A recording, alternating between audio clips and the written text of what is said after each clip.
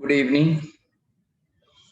Yogena chittasya padena vacham malam sharirasya cha vaidyagen yopakurotam pravrammaninam padanjalim pranjaliranadosmi stuve padanjalim vyasam shankaram cha munitrayam katra sutrasya bhashyasya kramavivaranasya cha. So these are two verses of invocation which I explained many times in the beginning sessions. And those of you have any doubt about it, those who are joining for the first time, you can ask questions regarding this during interaction. Now we'll take up this subject now.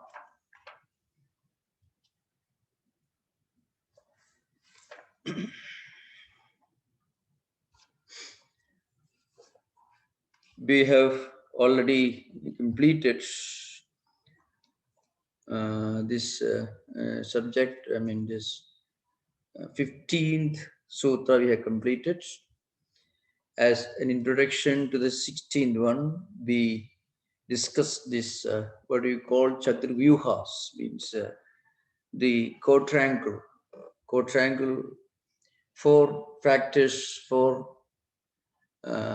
sections put together, forming a group, which is the very basis of Indian school of medicine known as Ayurveda, and that is true of Yoga Sutras also. So, as you remember, in Ayurveda, of course, we have disease, the cause of disease, freedom from disease, and remedy for the disease. So, four factors. Technically called Roga, Yoga Nidanam, Roga Nivritti, and Bhaishajya means medicine. Similarly, according to yoga philosophy, this life itself is a big disease. This embodiment is a state of imperfection. This is at the very root of the philosophy of yoga. Remember, not behind the psychology of yoga. The psychology of yoga deals with essentially a way out of this problem.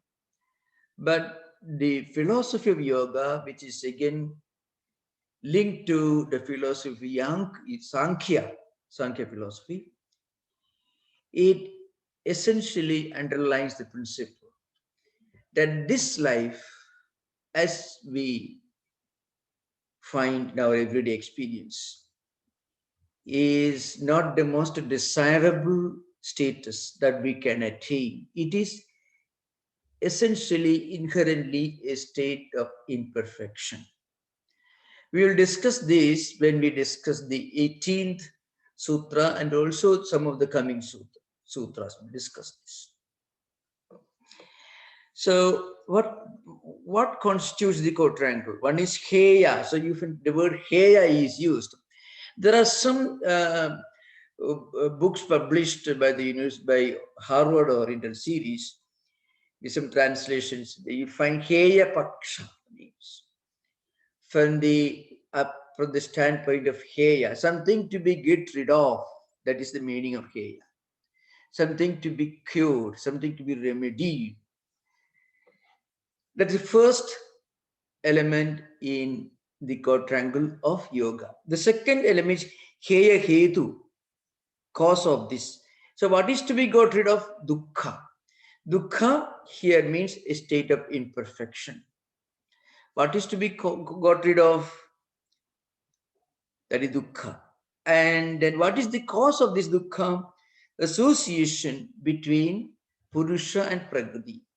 So you find Drik Drishyayoho Samyogaha. That is the language Patanjali employs, the association between Purusha and Prakriti. That's again we will discuss in the coming sessions. Hanam means eradication, removal of this dukkha.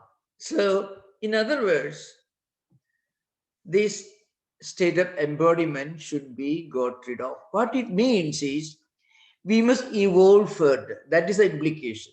Please remember this. This is very important. Eradicating of life is not is what is meant.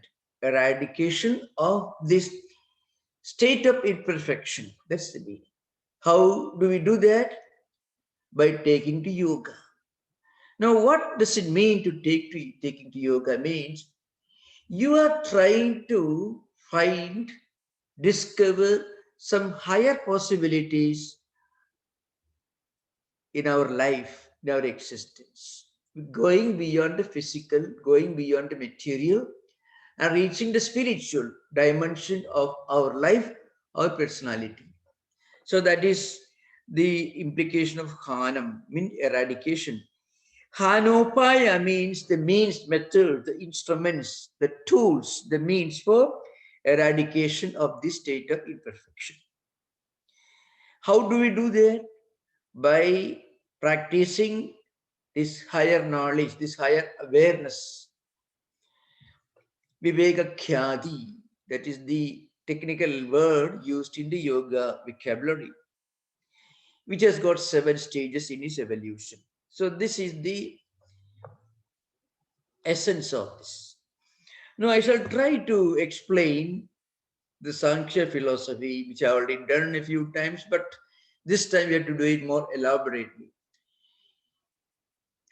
Swami Vivekananda has given a very interesting analysis of the state of imperfection in his commentary on the 18th sutra, in his own words, which will some of Swami Vivekananda's words we will try to refer to in this context. It is apparently the most beautiful and direct exposition of the fact that the present state of embodiment is itself is something we should get out of, something we should transcend. Now, to give a philosophical background, as I mentioned earlier, the exponent of yoga philosophy, as we know, is Patanjali. The exponent of Sankhya philosophy, which is actually the philosophical system that yoga relies upon, is called Kapila. His name is Kapila, the great sage. And according to him, there are 2 fundamental categories. One is Purusha, the other is Prakriti. Purusha is consciousness, it is conscious, it is effulgent, it is ever free, and it is our true nature. Prakriti, on the other hand, it consists of 3 gunas, Sattva guna, Rajo guna, Tamo guna, which explain the diversity of our psychological temperaments. Why we are sometimes happy, why sometimes unhappy, why we are sometimes confused, why sometimes we feel kind of lingering pain within, sometimes we feel exalted, elevated, all these feelings will come. It's all due to the interplay, the juxtaposition of these 3 gunas, Sattva guna, Rajo guna, Tamo guna. A state of serenity and wisdom is Sattva guna. A state of blind hyperactivity is called Rajo guna. A state of stupor, a state of inaction, ignorance is Tamo guna. So these 3 gunas explain our different moods. Now, according to Sankhya philosophy, Prakriti consists of these 3 gunas. And from this Prakriti, somebody is called Pradhanam. From this Prakriti, the entire universe evolves.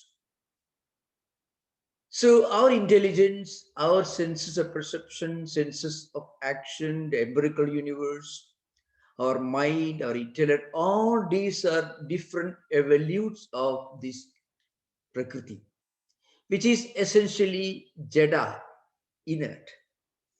Now, in Shankaracharya's commentaries on Prasthanatraya, the Upanishads, Gita, and Brahma Sutras, and elsewhere, you find Shankaracharya, he calls the Sankhya philosophy as Pradhana Malla, I mean the chief opponent.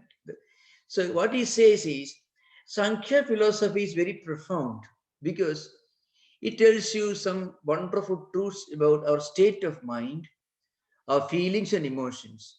The Sankhya philosophy is philosophically defective because it believes in plurality. For example, Purusha is conscious, Prakriti is unconscious. From this unconscious inner Prakriti, the whole world evolves. How can an inert entity be the cause, origin of evolution of the universe? So there's a philosophical contradiction. It's called a fallacy. Anyway, I'm not going to those details. Those who are interested can ask questions during interaction. So from this Prakriti, the entire universe evolves. First, Mahat, that is the first evolute. From Mahat, Ahankara, the ego system. And this Ahankara has got three dimensions, Sattva-guna, Raja-guna, and Tamo-guna.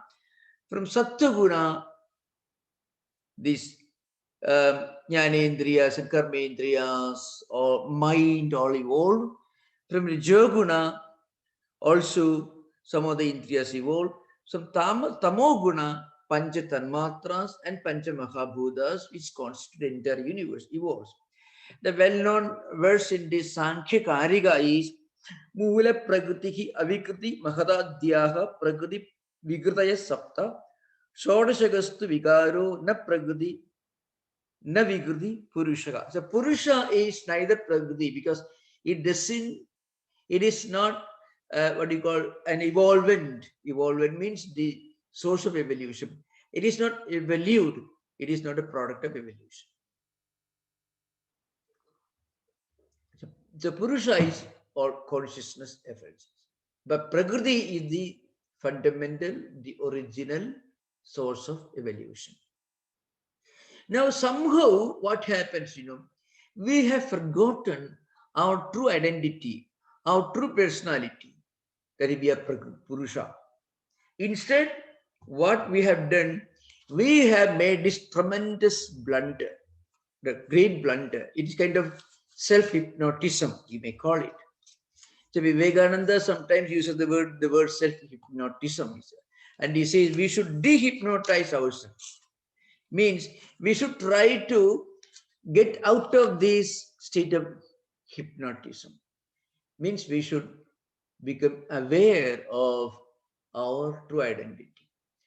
This may sound a bit too dry and impractical, but it's got a great important value. Yoga and Sankhya remind us that we are something other than this physical body. Because that is the very premise on which Advaita Vedanta is built. Yoga and Sankhya tell us, Sankhya philosophy tells us that we are not this material universe. We are not just a bundle of matter. We are something more than that. But somehow we are deluded ourselves into thinking that we are this physical universe. We are just a material entity. It's a great blunder that we have committed ourselves. So those of you who got the text, you can see the 18th sutra, and after that we will come to 16th sutra. Because this directly tells us the fundamental problem that yoga is striving to resolve. So sutra, 18th sutra is Prakasha Kriya Sthiti Sheelam Bhudendriyatmakam Bhogapavargartham Drishyam. It's a very long sutra. The 18th sutra. 18th sutra in the Patanjali Yoga Sutra actually tells us our problem. It tells us that somehow we have self-hypnotized ourselves. When we lose money and wealth and we are not able to sleep, it is because we think this body is the most important thing. And therefore, the tools for enjoyment constitute the most important thing. So when we lose wealth, we are lost. we become too much worried, we lose our sleep. That's because these tools, these means for bhoga, means experience or enjoyment, are the most important things so far as we are concerned. And this is a great fall. It's very different from the concept of fall that you find in Milton's Paradise Lost, or maybe in the Abrahamic traditions, or sometimes in the popular Hindu monotheistic religious traditions, Vaishnava, Shakta, etc. You find. What is it? A God somehow disinherited us from our property. So you are no more heirs to my property. Father tells the son. You deny the son what actually belongs to him. It is a very judgmental and very arbitrary, absolutely irrational. But Sankhya and Vedanta tell us that we have somehow forgotten our true inheritance, our true spiritual inheritance. We should reclaim our spiritual inheritance. And according to Patanjali, yoga is a means for gradually reclaiming our spiritual inheritance. So the sutra is this. It can be split into smaller words. That's what it in Sanskrit is. Drishyam prakasha kriya sthidishilam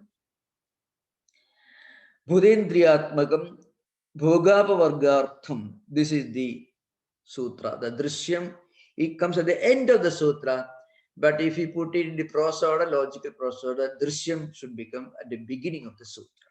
So what it means is, these experiences composed of different elements and organs is actually of the nature of illumination, action, and inertia. These three gunas. That's what it means. So, I mean, different indriyas, different elements, different characteristics, mind, intellect, all these. And in reality, what happens is,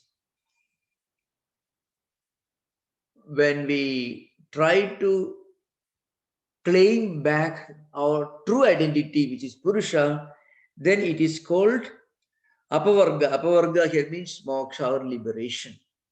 So once we understand this, eventually we will get out of this bondage. Now, how does it work in our everyday life?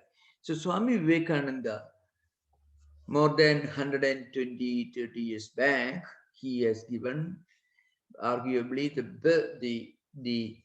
the most elementary and also logical introduction to this concept in his writings on the Yoga Sutra. So Swami, I shall just read Vivekananda's words now. It comes in his first volume. You find in his commentary on the 18th Sutra.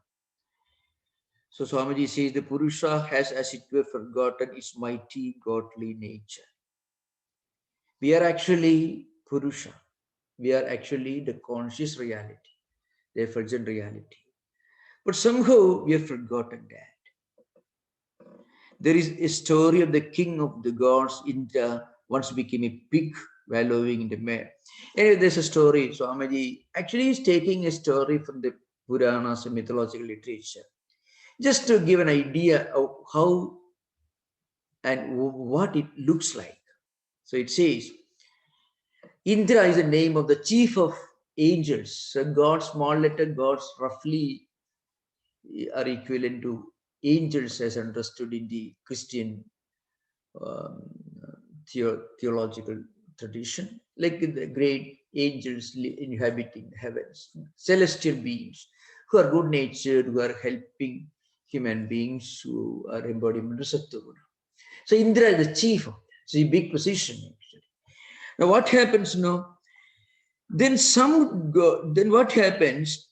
But he somehow forgot his true identity, and he, at will, he can disguise, or he can take the form of animals, human beings, or whatever he wants. So one day, maybe for a hobby or for a joke, he became a pig.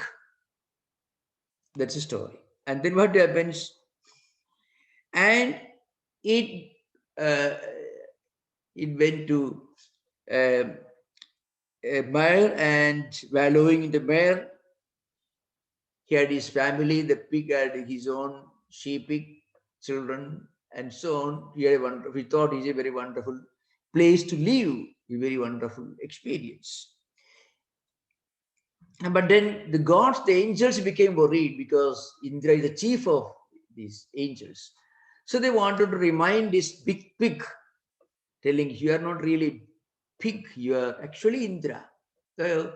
So they all came in a procession and requested him to get back to his real form. But Indra had forgotten his true identity. And he thought he was a very wonderful pig with his own family and wallowing in this dirty, damp place full of mud and filth. And he thought this is the best place in the world. This life is the most happy, pleasant experience one can have. So gods tried their best to convince Indra, this is not your true nature. You have disinherited yourself of your true stature. But then Indra refused to believe. Finally, they had to destroy his body. So the real Indra came out. Then he laughed at the whole thing as a joke. This is an example Swamiji has put before us. And it's a very wonderful example. It actually is a very, there are references in one or two sentences in some of the commentaries to this Indro Maya Vipuro Evadiyada. You can find like that. So the point is, somehow we have forgotten our spiritual identity.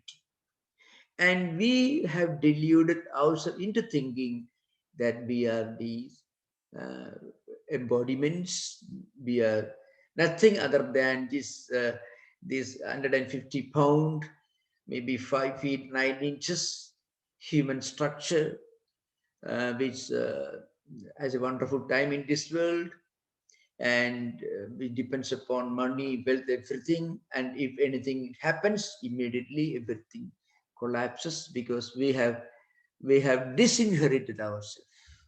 We have lost our own true identity. We have forgotten our own identity. So yoga is an attempt to make you forcibly remember your true identity. So how do we do that? We reverse the evolution. We have evolved from Prakriti. And from Prakriti, Mahatattva, Ahankara, Panchatanmatra, and then Panchamahabhutas, constituting this empirical universe of material things which exist only for a short time and then disappear. So what happens? We have identified ourselves wrongly to be this material entity, enjoying and suffering, and again enjoying and again suffering. Now, yoga is an attempt to remind us. Sometimes we may need some hard knocks on our head. And then we may go to the library and maybe take a copy of yoga, Bible, maybe, depending upon what you like. And well, is there something more than all this? But yoga actually tells you that don't wait for the heavy knock on your head. You wake up yourself without and before getting the knock. That is the true implication of the first word in the Yoga Sutra, Atha Yoga Anushasana. Atha means now onwards, henceforth. We will discuss, we will instruct yoga. So yoga means, in other words, yoga means looking for some higher transcendental reality to our and meaning and relevance to our life. So thereby reaching our own spiritual identity. So I thought I should refer to Swamiji's very wonderful exposition of this. Now we'll come to the 16th sutra. 16th sutra is Heyam Dukkham Anakutam. So what is Heya? Yeah, here I mean tyajyam, something to be got rid of, something to be renounced, something to be transcended, something to be removed. That is heyam. What is heyam? Anagadam dukkham. Anagadam means not yet arrived, yet to come. That is anagadam, not naagadam. Means something that is not yet arrived, what is going to happen, what could happen, that dukkha, that state of imperfection should be got rid of. So if we can study yoga, yoga places a mirror in front of us. And if we study Yoga Sutra, whether you need not even believe in God, and that's the beauty, the charm, and also the uniqueness of yoga. Yoga can be studied in a very secular manner. Yoga Sutras do not constitute a religious text. So people who don't want to do anything, to have anything to do with religion, they are welcome to study yoga, because yoga actually tells us all about our life, its meaning and significance. And so yoga says, anagadam dukkham heyam. Dukkha or imperfection which has not yet arrived, but which could arrive in future, that should be avoided. How? By equipping our mind with the right intellectual tools, by becoming intelligent and wise enough. So what about the dukkha that has already arrived? And Vedanta, Buddhism, Yoga, all these tell us that we have to work out our karmas, extinguish the karmas. Means this physical body and what we have experienced till today, till now, it has already arrived, we have already experienced. So on the basis of what we have done, we may have to work out our karmas. We may have to pay the price for it. But if you practice yoga, you will know that. And so once you know that, then we can avoid the devastating shock. I mentioned earlier, once you know that there will be a traffic jam, traffic problem 10 miles away, when you reach the spot, then you can be relaxed because you are expecting that. Your mind is ready for it. Like that, yoga tells us what to expect and how to avoid unpleasantness in this journey of life. So that is the meaning of heyam, the dukkham anagadam, what it means is here.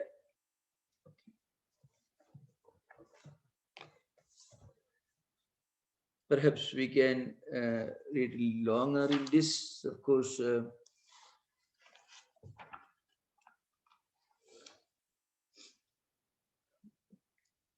this chain of suffering has already begun to be worked out, but we can avoid the problems that we may have to face in future. The next sutra is Drigdrishayogo Samyogo Heya Hetuku. So what is the cause of this? What is the cause, the reason for this dukkha? Drigdrishayogo Samyogaha Heya Hetuku. Purusha and Buddhi, I mean the first evolute of Prakriti, they come together. So what happens? The Purusha loses its true identity. It identifies itself with what the Buddhi or intellect experiences, intellect or mind, pain and pleasure. So whatever we have to experience, we identify with that, and accordingly we become happy or unhappy, pleasant or unpleasant. That state of going through happiness and unhappiness, unpleasant and pleasant, that state is a state of bondage, and that should be got rid of. That is the implication of the 18th sutra that we already discussed. I mean, how we lose our true identity and we disinherit ourselves from our true spiritual inheritance, and we identify ourselves with what we see and hear and think and touch and smell. I mean, all the five senses, all the time, drive the mind and intellect to various sense objects. And when the mind comes in contact with these sense objects, the mind goes through various experiences, pain and pleasure. And that state is considered to be a state of imperfection. So it is called dukkha. And that state of dukkha or imperfection is the disease, yoga, in the Chaturvyuha, in the quadrangle of yoga philosophy and yoga psychology. This idea behind.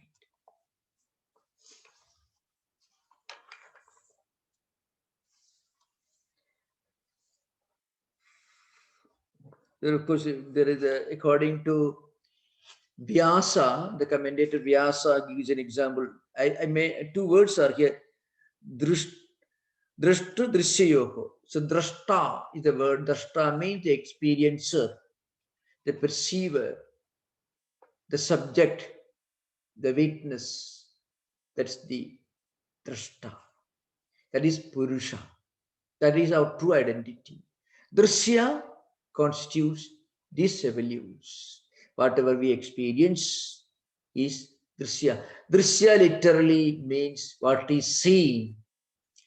But by implication, it means what is heard, what is smelt, what is touched, and what is tasted, and what is seen. So all these five senses which experience the empirical world and bring their sensations to the mind, delude the mind into thinking that it is part of this empirical universe. And eventually, our true identity, Purusha itself, gets hypnotized and deluded into thinking that it is not Purusha, and it wrongly identifies itself with Prakriti. So, according to yoga philosophy, all the problems are because we forget our true identity.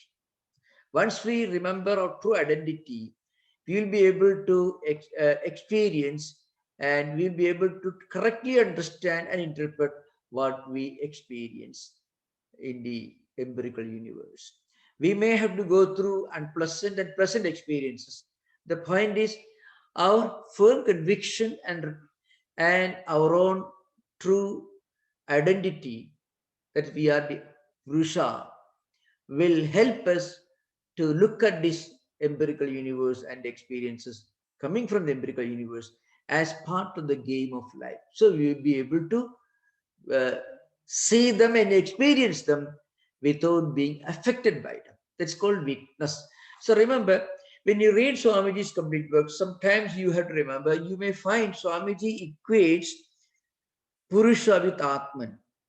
So that is an important point, remember. The one fundamental difference that you find in the modern translations of Yoga Sutras and Swami Vivekananda's interpretation is Swamiji has given a philosophical interpretation to Yoga Sutras from a highly metaphysical and spiritual perspective. So very often Swamiji has identified Purusha as Atman. There is a reason for this. In Shankaracharya's commentary, Shankaracharya, who established Advaita Vedanta, he says this Purusha is consciousness, is conscious. But then it cannot be just inactive, because according to Sankhya philosophy and Yoga philosophy, Purusha is consciousness but inactive. Prakriti is inert but active. That's why Prakriti becomes the cause of evolution. Swamiji, on the other hand, has interpreted Purusha of Yoga philosophy as Atman, identical with Atman, which is the witness.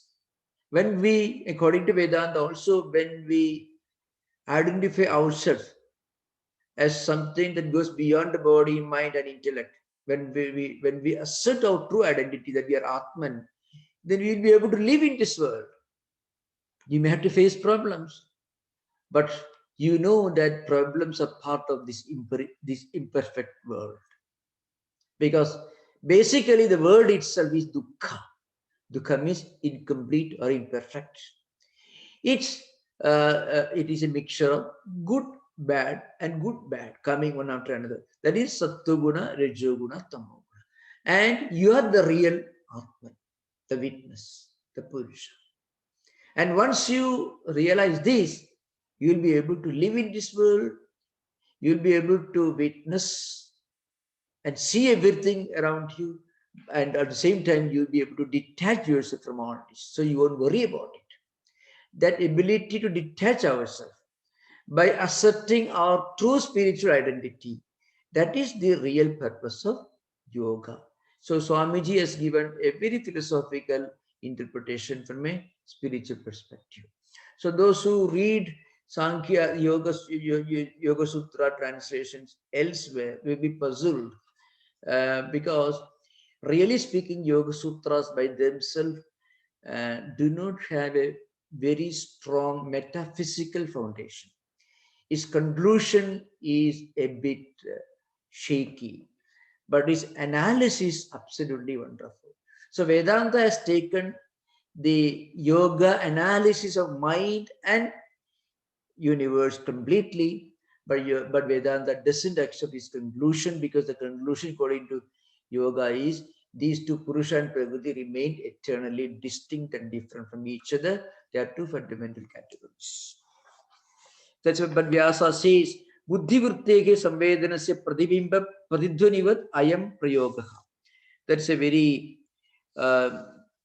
interpretation. What it means is this Purusha is it is the reality reflected in Buddhi, according to Vyasa. Another very important statement that Vyasa says is Drishyam ayaskanta manikalpa sannidhi matropagari drisyatvena bhavati purushasya swam drishyarupasya swaminaka. What it means is our mind, chitta, this mind, like a magnet, helps by its proximity and by its objectivity, becomes the property of Purusha. Its proprietor is the nature of pure consciousness. So what happens is this this action of the buddhi has been compared by Vyasa to that of a magnet. So what happens is our intellect or mind, it naturally gets attracted to external objects. Like a magnet gets attracted to a piece of iron. And then this chitta, this mind, contains the properties, the characteristics, and the reflection of these objects which are reflected. And as a result of this, what happens is every passing experience creates its impression on the chitta. So everything we see, everything we hear, everything we interact with, all these experiences in the empirical world will have their influence on the mental system.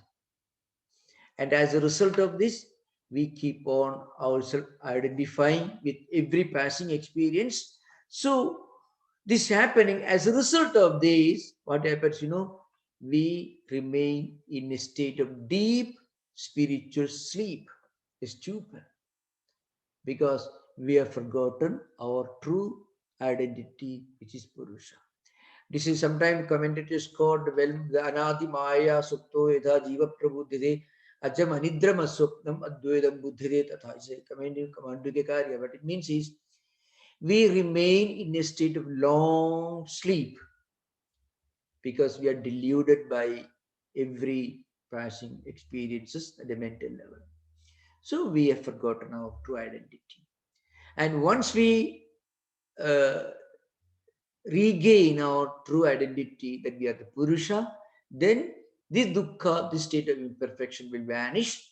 Then we attain um, freedom, liberation through Viveka Khyadi, spiritual enlightenment. That is the way to Kaivalya, liberation. Very similar, these ideas are being taken by Buddhists also. In Buddhism, for example, Nirvana is the path for liberation. What is Nirvana? Nirvana is the result of our detecting, our ability to detect the root of this cyclic rotation of life. Birth, life, rebirth. This continues. This constitutes Praditya Samutpada, this dual link. And the root of all this is desire. And this desire for external things. You remember the Trishna or desire in Buddhism, it has got a very powerful connotation. In the sense, it is the root cause of this cyclic rotation of life. I mean, going through this cyclic wheel of birth, life, death, and rebirth. And when we practice this Ashtanga Yoga or 7 disciplines, sorry, 8 disciplines, eightfold discipline, then we reach Nirvana, we get out of this cyclic rotation. Samyak Smriti, Samyak Sankalpa, Samyak Vyayama, and Samyak Samadhi, all these. When we practice these eightfold disciplines, we get back to our true identity. So many Buddhists have taken the yoga psychology and yoga philosophy completely and interpreted it according to this. And especially Yogacara philosophy, it's part of Mahayana Buddhism, borrowed a lot of these ideas from yoga psychology and yoga philosophy. I think we have already finished the 18th Sutra. Now we go to 19th Sutra. 19th Sutra gives nothing but an analysis of the evolution. Okay. So 19th Sutra is Vishesha, Avishesha, Linga, Matralingani, Gunaparvani. That's the meaning here. So Vishesha, the word Vishesha here means 5 elements and 11 senses of perception and senses of action. One sense is mind. So mind is called an indriya in the yoga system and also in the context of Vedanta. Mind is a sense, like the eyes. It included in that category, though mind is superior to the 5 senses of perception. So these 11 senses, I mean the 5 senses of perception and the 5 senses of action and mind, they're called Visheshas. And plus 5 elements which constitute the universe, empirical universe. And again the Ahankara, the ego system, and the 5 Tanmatras, the subtle elements of 5 elements, etc. And then Lingamatram, which is actually the first evolute of Prakriti, that is Mahatattva. And then Mula Prakriti, that is Prakriti itself. All these are nothing but manifestations of Sattva Guna, Rajoguna, and Tamoguna. In other words, this particular sutra tells us that everything is nothing but a constitution of the 3 gunas. These 3 gunas determine how we act, we think, we behave. When we see an object, how we interpret an object, what we see with our eyes. Our interpretation depends upon the particular guna that is dominant in our character. A man like a man like Buddha will see something in one object. A different person who has not spiritually evolved may see something else because his mind reacts accordingly. And again, a person who is endowed with the Joguna will see something else, something that prompts action. The same object may not attract a sattvic person because he is serene, is composed. But same object can prompt a person into dynamic action. And the same object, when a person endowed the tamoguna, who is dull and inert by nature, he may not see any meaning in it. So these three gunas determine and constitute our action and response to various things in this world. The next sutra is 20th sutra. Drashta Drissimatra Shuddhobi Pratyanupashya. Drashta. Here, Drashta means the Purusha. Drissimatra. Drissimatra means it is Jnana Surupa. It's of the nature of ultimate truth or knowledge. It is Suddha. Suddha means pure. Purusha doesn't evolve. Evolution takes place at Prakriti. Prakriti is the source of our evolution because it is constituted by the three gunas.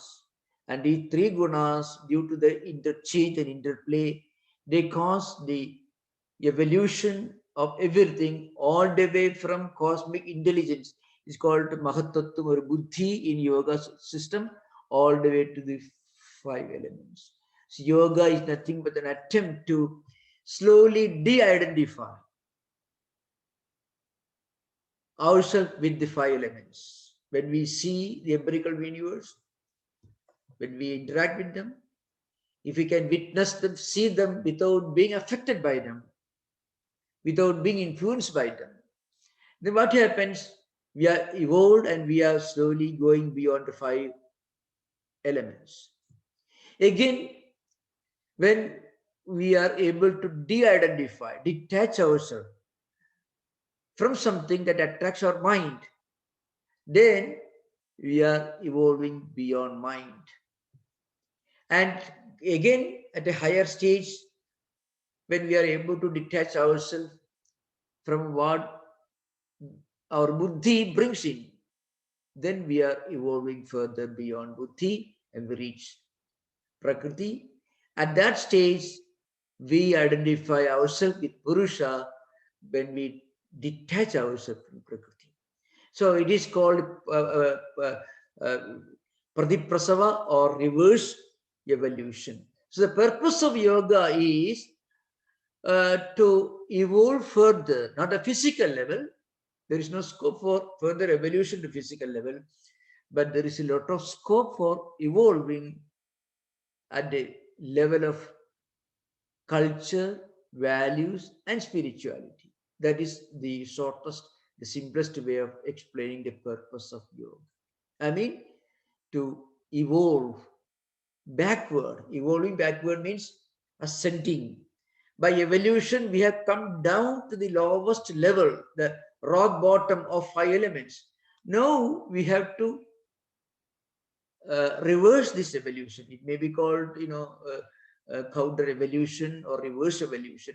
You can find the influence of this idea in Aurobindo's philosophy. Those who have read Aurobindo's philosophy find he says we have to go further, we have to go beyond matter, life. Eventually, we have to identify ourselves the Superman, our true integrator Superman, integral yoga.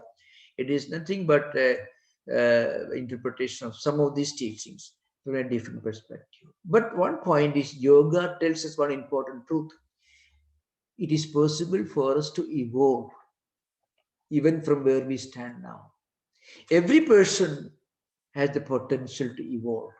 But that evolution actually is reverse evolution. Because evolving, the normal sense means going further down along the path of the 5 elements. But here, we are ascending. Evolution actually means descending from Prakriti to 5 elements. Pradiprasava, as the Yoga Sutra uses, as terms it, counter evolution or reverse evolution means we are ascending. And that is a real evolution, it's reverse evolution. We can, when we take to music, higher painting, when we try to practice higher values, when we engage our mind and intellect and senses in some higher pursuits, we are actually beginning a new kind of evolution, that is reverse evolution. We are climbing the steps, going upward, ascending. On the other hand, when we are influenced by the most utilitarian, selfish desires, when we are entangled in the language of Vedanta called Maya, so to speak, or when we are entangled in the trap of 5 elements or our desires and sensual pleasures, we are descending further down. We are going down and down.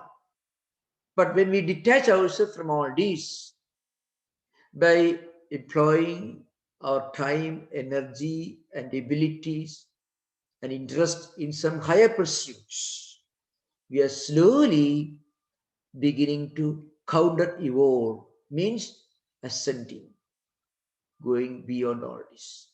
That is the purpose of yoga. That is the real implication of Atha. From now onwards, we are going to evolve, not as we evolved till now, but evolving the opposite direction. It means ascent. Evolution, as we understand, is a descent.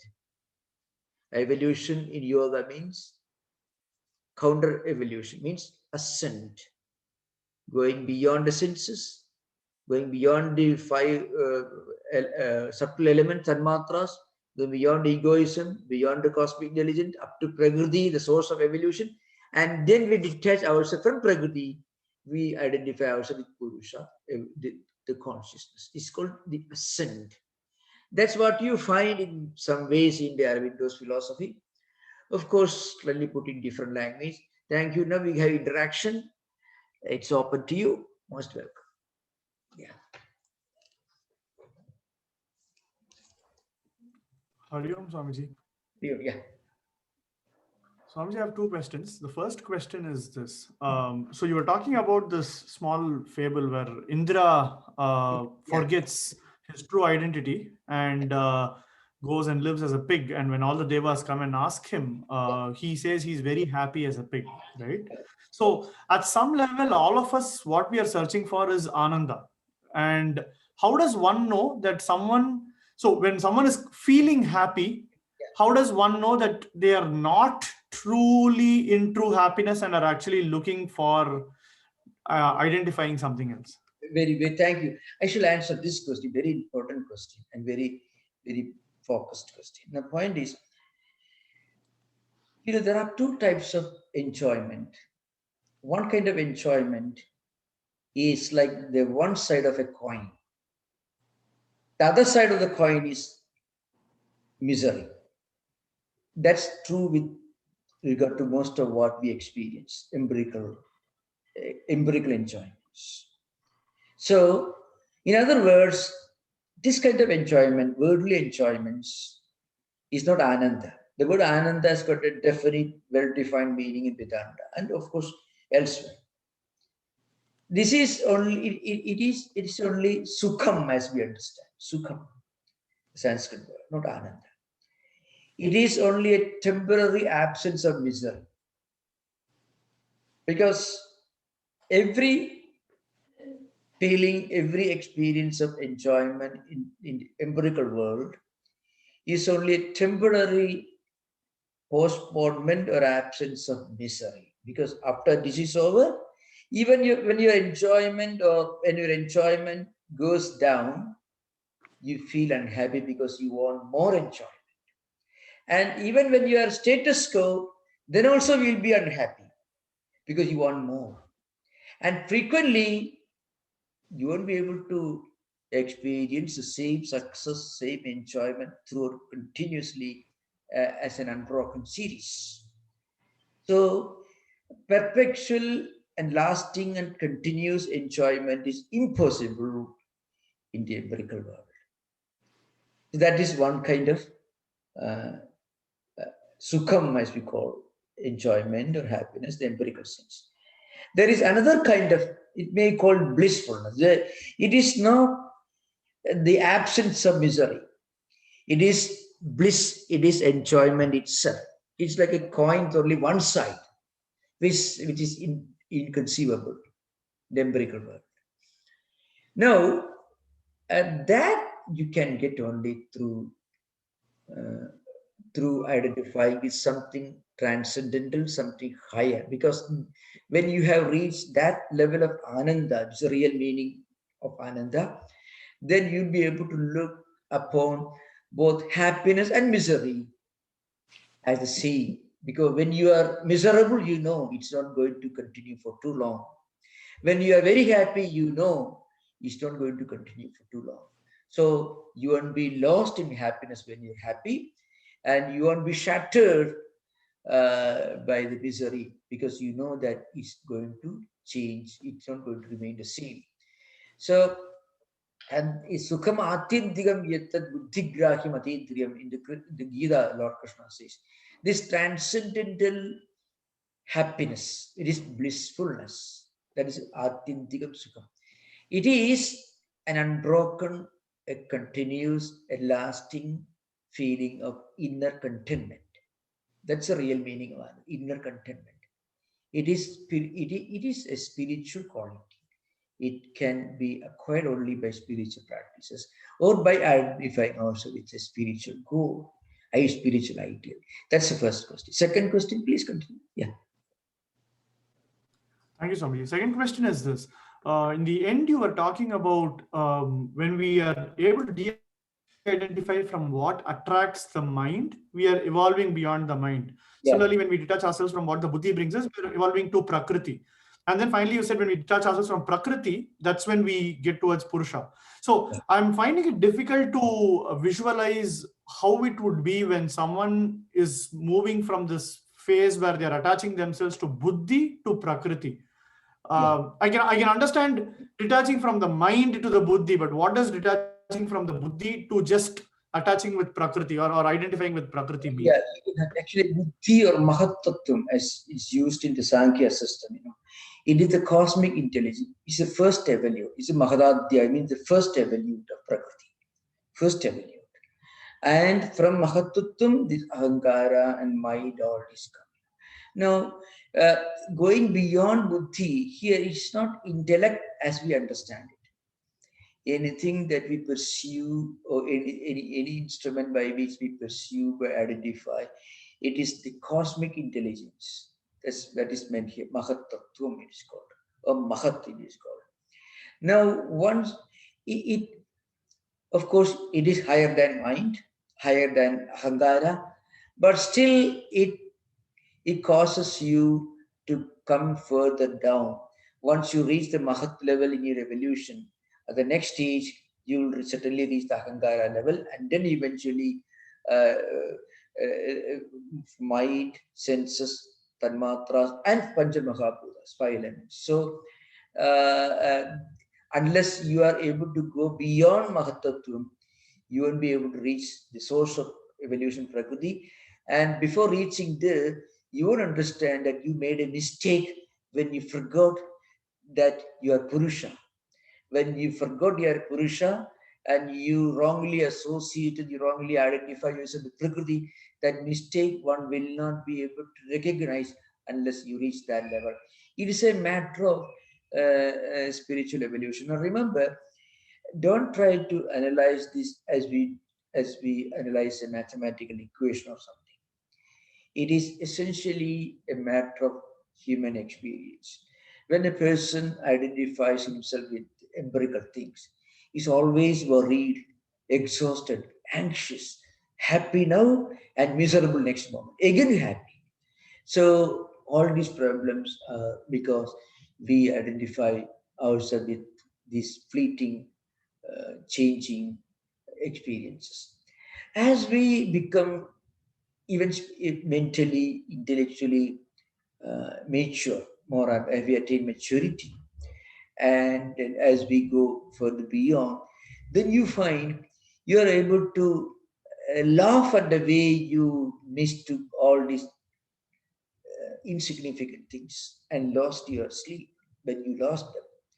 So he said that the same Indra, when he realized, when he came out of that big body, then he was laughing at the whole thing. Remember, the story is given, actually Swamiji's genius was, perhaps such a story will give an idea of our true condition in this world, in his naked, in his total nakedness, so to speak. Because that's what we are doing actually. Sri Ramakrishna, Swami Vivekananda's guru, put in a much more interesting language. See, a camel goes on eating thorny bush, and it feels miserable, it feels pain, but it also tastes the blood that coming out of its own mouth, its own tongue. And it goes on eating more and more. Why? Because it enjoys the taste of the blood that is oozing out of its mouth. But it also crying and weeping. No, something like that. That is actually, I don't think there's a more apt illustration of the misery of human existence. Because that's true. Everywhere, today, if you go to any university, any well-educated person, you ask, are you happy? I'm happy. After some time, he's not happy. So you find there's an inherent imperfection about everything, and everybody is aware of it. Everybody is aware of it. There is nobody in the world who is not complaining. I've seen that. That was the test that Buddha employed. Somebody came to Buddha, an old woman came. It's a parable. An old woman came and she complained she had lost her son. Crying and weeping, Buddha tried to console her. But Buddha couldn't do anything. Finally, Buddha gave her a little mustard seed. That's the story, maybe. No, it's another story. Buddha asked her to go about finding a home where nobody has died anytime. I think that's a story, parable.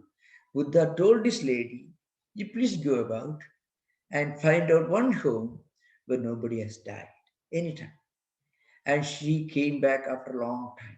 She said, no, there is no home anywhere where nobody has ever died.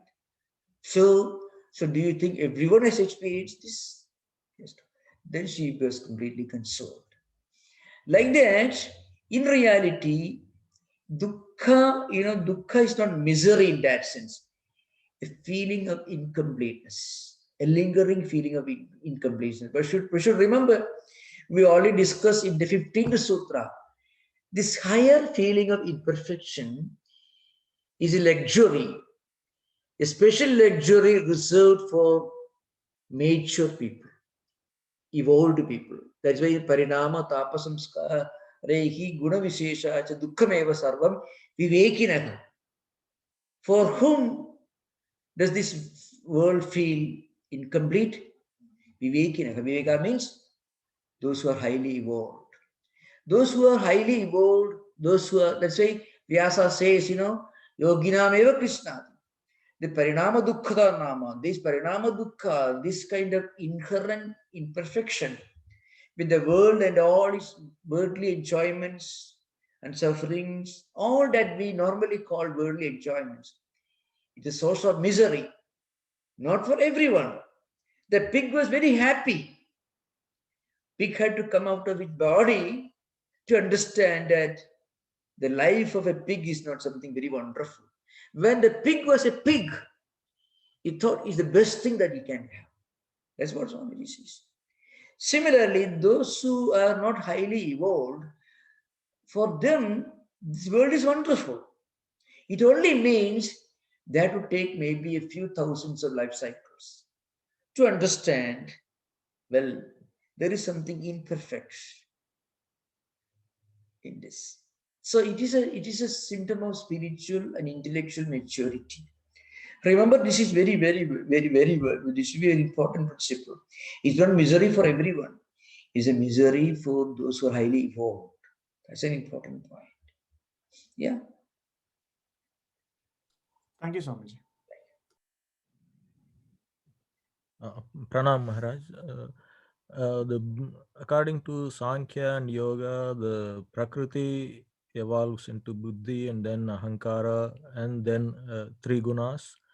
But according to Bhagavad Gita, chapter 18, Lord Krishna says Karta and Buddhi have three gunas. How do the evolutes affect the previous? Yeah, kartrutvam and bhoktrutvam. I mean, I'm the doer, I'm the enjoyer of what I'm doing.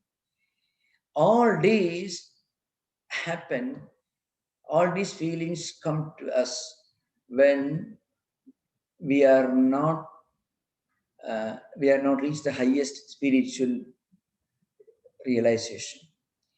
Kartrutvam and bhoktrutvam are depicted as signs of avidya or ignorance, or we call imperfection. Of course, that's not dukkam, in that sense, not used in Gita. So kartrutvam and bhoktrutvam, these are signs of avidya. Remember, so that's an important point. If a person feels aham karta, aham bhokta, it's only because of avidya and ignorance.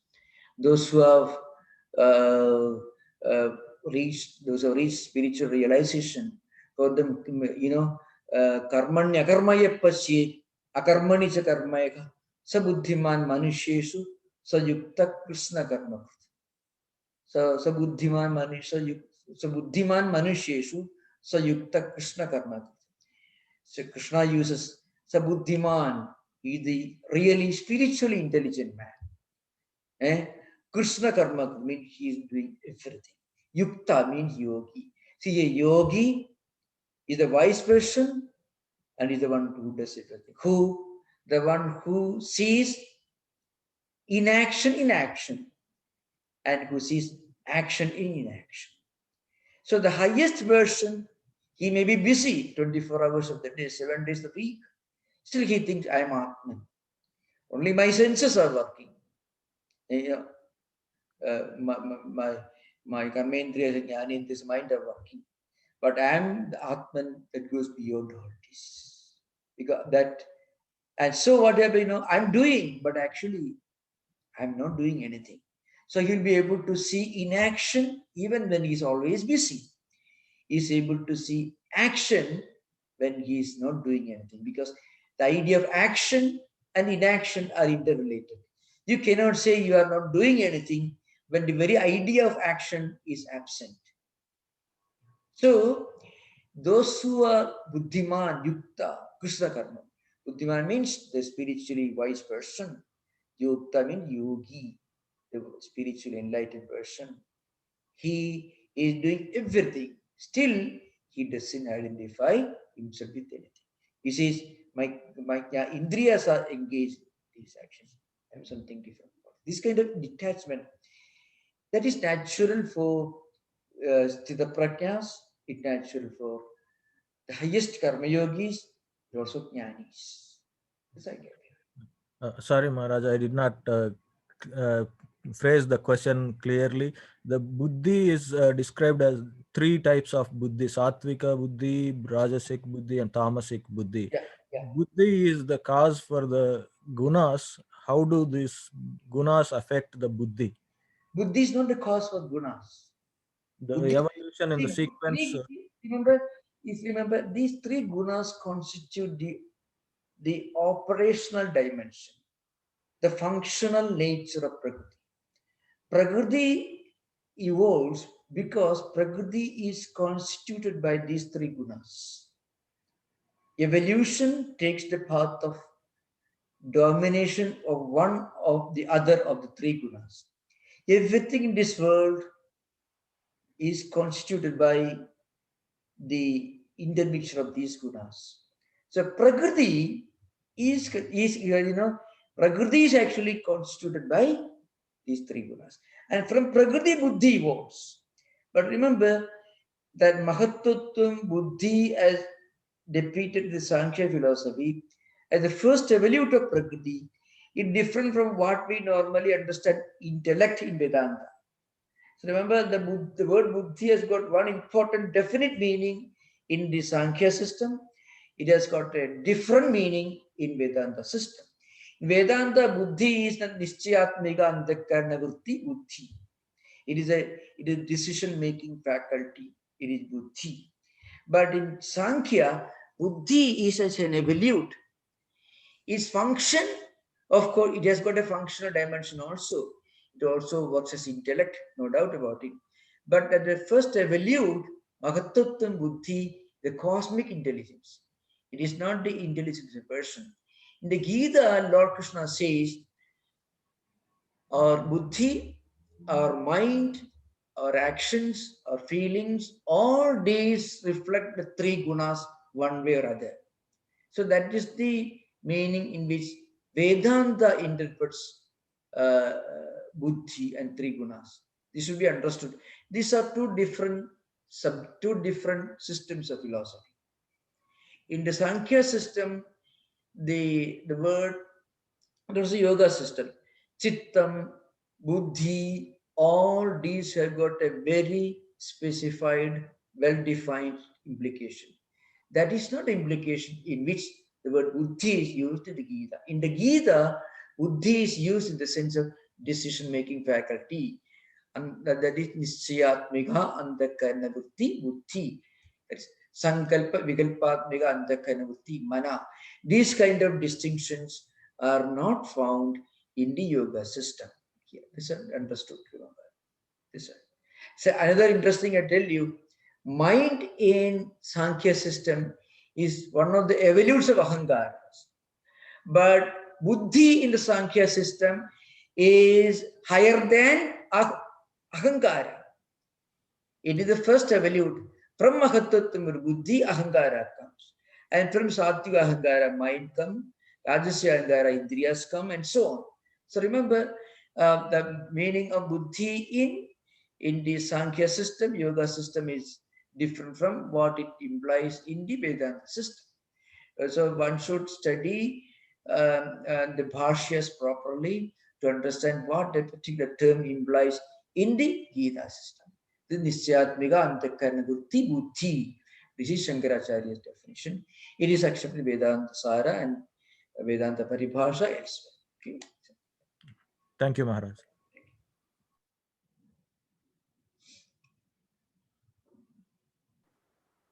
Go ahead, AJ. Your turn to ask question. Yeah. Namaste, Swamiji. Thank you for taking my question. So you mentioned about counter evolution. Yeah. So that is really kind of progress in the spiritual manner, if I understood it right. Yeah. So if you can please give us some pointers. So day-to-day life, it's easy to forget that, right? Especially around us, we see people who think they are highly evolved and proud of themselves, and those kind of start becoming our role models.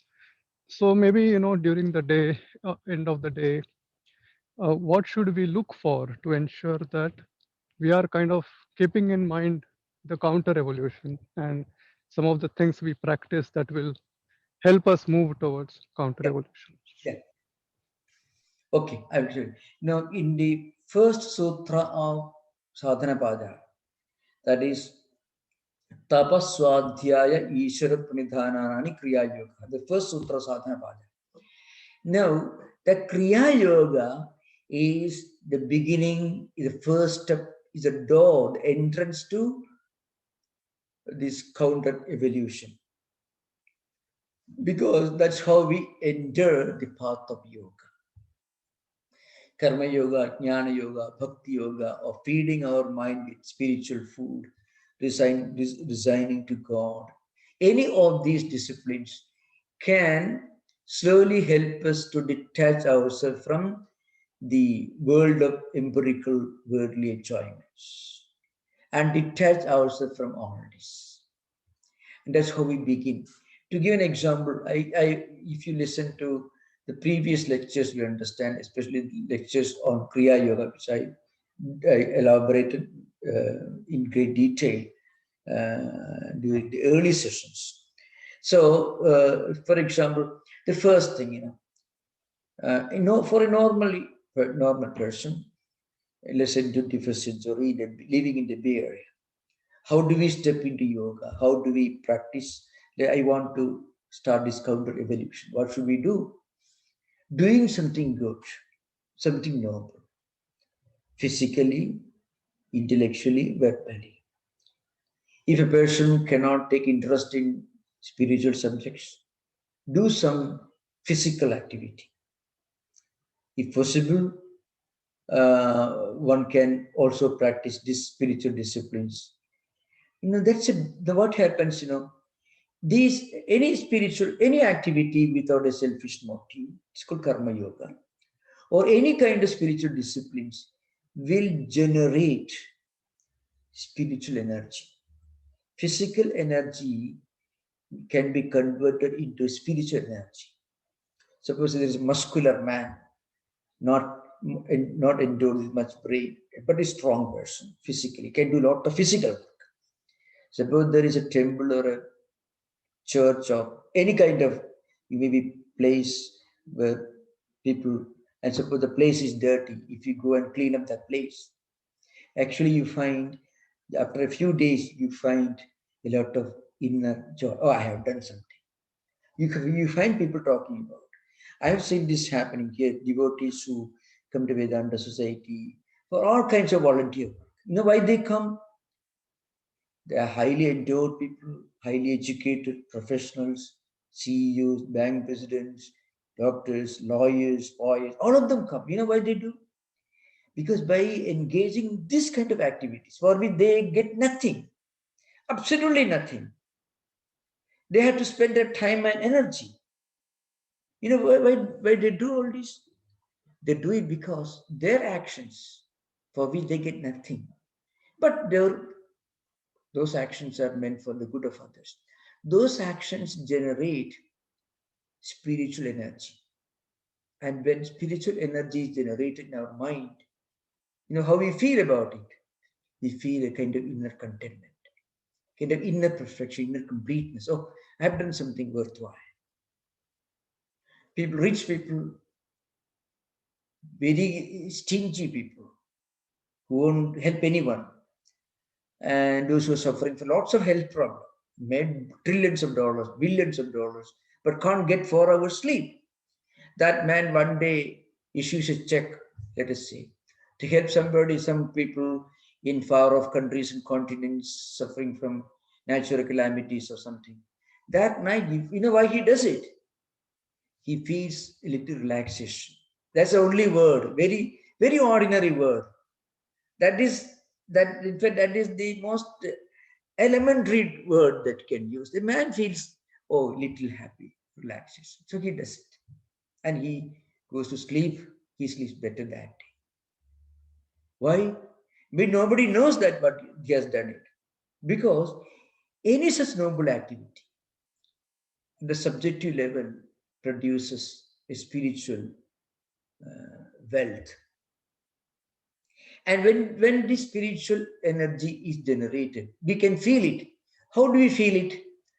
You feel a kind of strange feeling of inner contentment and happiness.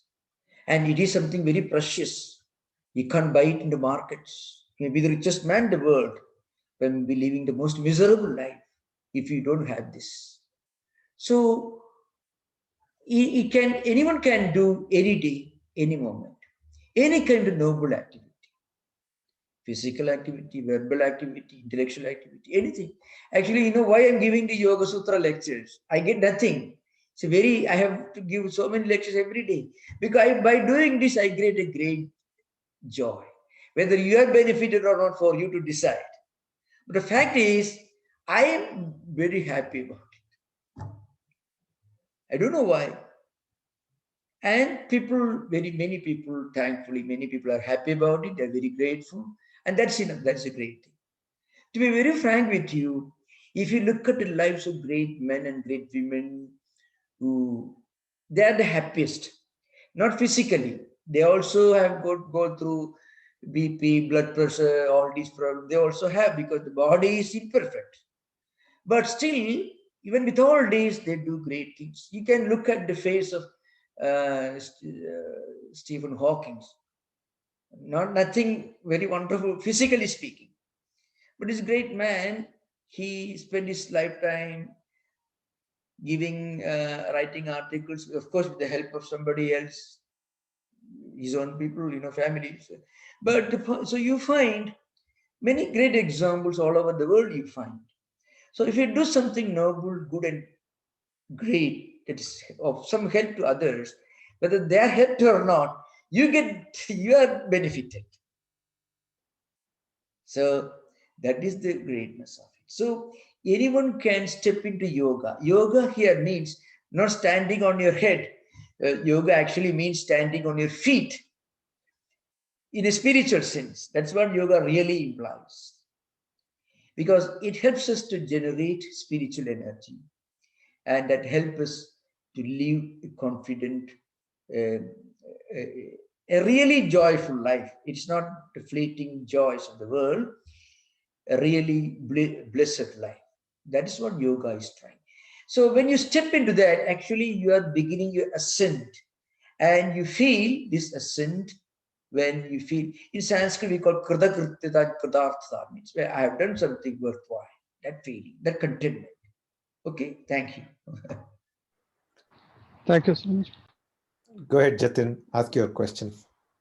I think we have Swamiji. 5 minutes more. 5 minutes more. Thank you. Should I go ahead? Yes, go ahead, Jatin. Yeah, Pranam Swamiji. I have a question regarding flow state in positive psychology. Yeah. So, which says like if you interact with one subject for a long time, you have happiness. So, in my case, I usually get like in that state when I'm playing sports or in like solving a problem, like math problem or something. Now, associating long time with these kind of activities, does that bring a negative sanskara and dukkha eventually? According to, I don't want to mix yoga psychology with positive psychology, but I want to confine myself to yoga psychology. Now, from a yoga perspective, if you are interested in cricket and you go on playing cricket, if you are interested in mathematics, you go on doing solving mathematical problems, that need not necessarily produce spiritual energy. That's something very important. It's a matter of your interest. But suppose you are doing this without any selfish motive, without any professional obligation, because it's part of your professional obligation, then many other factors are intertwined about it. But the point is, if it is something that benefits others without any selfish motive, selfish purpose, then only your activity will generate spiritual energy. Otherwise, there are many people, there are boxers and wrestlers and champions and sportsmen. They spend their whole lifetime for that. I don't know whether they are starting their counter evolution or not. I'm not sure. I don't want to give my opinion on this subject. But according to yoga psychology, tapaswadhyaya sarapanidhanani kriya yoga. Only an activity which is totally freedom from selfishness, totally unselfish, totally without any selfish motive, which also benefits others in some ways or other. That alone can be part of Kriya Yoga. Or, of course, if you are engaged in spiritual disciplines, which that of course also can produce spiritual energy. Just because a person is interested in something, so he spends a lot of time engaged in that, need not necessarily produce spiritual energy and can be beginning of counter-evolution. No, it can't be. It's an important point. So I don't want to mix yoga psychology with positive psychology, because frequently one tiny bit of ideas are taken from yoga psychology and you make it a big mountain of it and you give it a very wonderful name. But I want to limit the discussion to yoga psychology. According to Kriya Yoga, which is the beginning of your life in yoga psychology, any kind of activity without any selfish motive, which benefits others, can produce spiritual energy, and that can be the beginning of your spiritual ascent. That's ideal. Thank you, Swamiji. I think we have 7 years reached the end of the time. Thank you very much. Especially, I should special thanks to those ask the questions. Thank you very much.